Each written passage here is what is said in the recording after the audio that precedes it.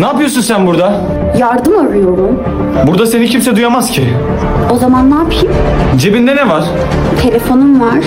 Onunla ne yaparsın? İnsanlara mesaj atarım. Hayır, polislere mesaj atmazsın. Onları ararsın. Telefonu bana ver. Hayır, veremem. Bu benim iPhone 12'm. Hayır, umurumda değil. O telefonu bana ver. Alo, 155. ben insanları öldüren bir katilim.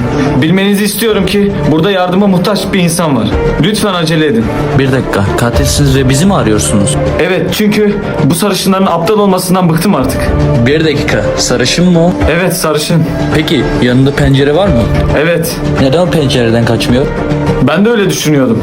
Dostum o salağın teki. Öldür gitsin. Bir şey söyleyeyim mi? Artık umurumda değilsin.